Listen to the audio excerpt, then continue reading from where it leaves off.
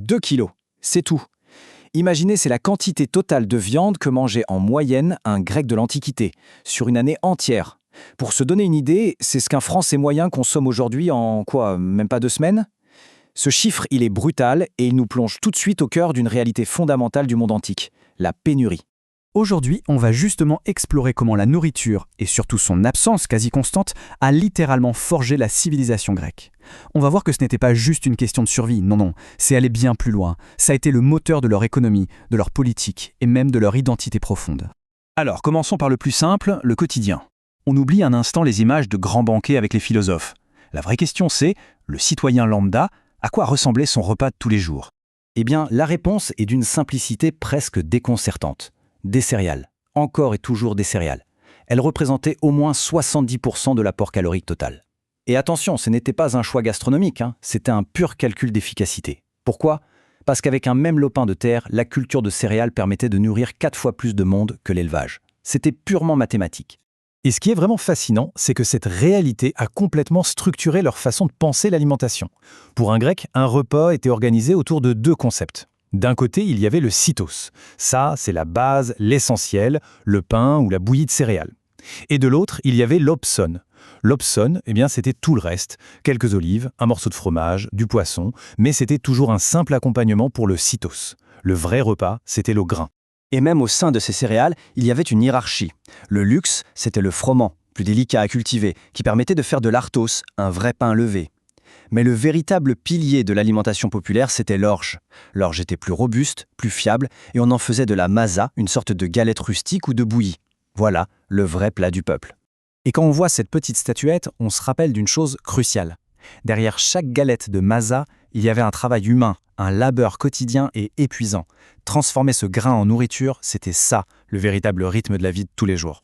Et c'est précisément là que tout pouvait basculer.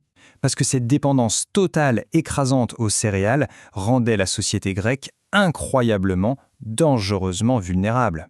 On change donc complètement de perspective, on quitte le quotidien pour aborder la peur. La peur de l'assiette vide, une angoisse qui va devenir une véritable obsession collective. Il faut bien comprendre que la mauvaise récolte, ce n'était pas un accident de parcours. C'était une menace constante. Regardez ces chiffres pour l'Attique, la région d'Athènes. Le risque d'une mauvaise récolte de froment était de 28%. C'est énorme. Ça veut dire plus d'une année sur 4. La question n'était donc pas si la pénurie allait arriver, mais quand. Les Grecs faisaient d'ailleurs une distinction très claire. Il y avait la disette, une crise, c'est dur, les prix s'envolent, on a faim, on serre la ceinture. Et puis il y avait la famine, la catastrophe absolue. C'est quand la faim tue et qu'elle tue en masse. Et lors d'une famine, la descente aux enfers suivait un schéma tragique et bien documenté, surtout lors des sièges de ville. D'abord, on se rabattait sur les plantes sauvages, les racines. Ensuite, on abattait les animaux de trait. Après, on faisait bouillir leur peau pour en extraire la moindre substance. Et enfin, quand il n'y avait plus rien, l'ultime tabou, le cannibalisme. Ce simple morceau de poterie est d'une puissance folle. Il y est écrit « J'ostracise la faim ». L'ostracisme, c'était ce vote qui permettait de bannir un citoyen jugé dangereux pour la cité. Ici, on vote pour bannir la faim elle-même, comme si c'était un ennemi politique en chair et en os. Ça nous dit tout de l'impact psychologique de cette menace. Face à un tel risque existentiel, la survie ne peut plus être une affaire individuelle. Lutter contre la faim devient l'une des missions fondamentales, prioritaires, de l'État. Une des toutes premières mesures attribuées aux grands législateurs selon est radicale. C'est simple, interdiction d'exporter toute denrée alimentaire. Tout doit rester dans la cité.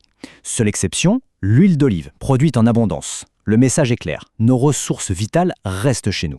Avec le temps, la cité se dote d'une véritable boîte à outils anti-famine. On y trouve des magistrats spéciaux, les citonailles, chargés de surveiller les marchés pour éviter la spéculation.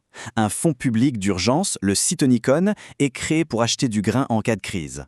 On va même jusqu'à offrir la citoyenneté, la récompense suprême, aux marchands étrangers qui approvisionnent la ville à un prix juste. C'est dire si le sujet était crucial. Et tout ça, ce ne sont pas que des mots dans des livres. On en a la preuve, gravée dans la pierre. Voici la stèle de Cyrène. C'est un document historique exceptionnel. Il s'agit ni plus ni moins du registre comptable d'une aide alimentaire massive organisée par la cité de Cyrène, en Libye actuelle, lors d'une terrible famine vers 330 avant notre ère. Et pour bien visualiser l'ampleur de cette opération, regardons la carte. La stèle documente des virations de grains à plus de 40 cités différentes à travers tout le monde grec. de la Crète au sud jusqu'à la Macédoine au nord, en passant par Athènes. C'était une véritable opération logistique de survie à une échelle qu'on pourrait presque qualifier d'internationale pour l'époque.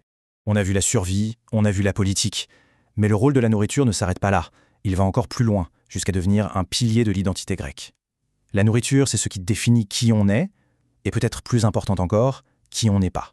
Pour les Grecs, la vision du monde était assez simple.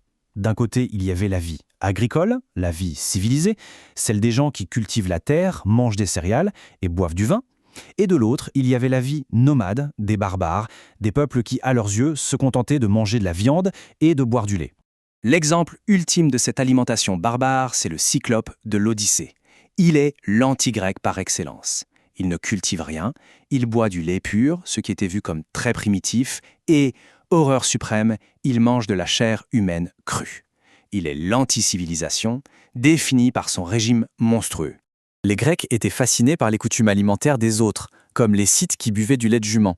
En fait, en documentant et en décrivant ces pratiques comme bizarres, ils renforçaient leur propre sentiment de normalité. C'était une façon de se définir en opposition aux autres.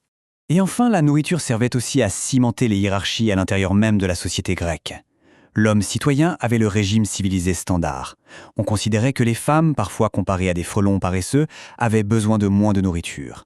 Quant aux esclaves, la nourriture et la boisson pouvaient devenir des outils d'humiliation. À Sparte, par exemple, on les forçait à s'enivrer pour servir de contre-exemple aux jeunes citoyens. Au final, l'histoire de l'assiette grecque est celle d'une civilisation construite sur le fil du rasoir, où chaque repas était une victoire contre le chaos. Et ça nous amène à une dernière question, une question pour notre époque.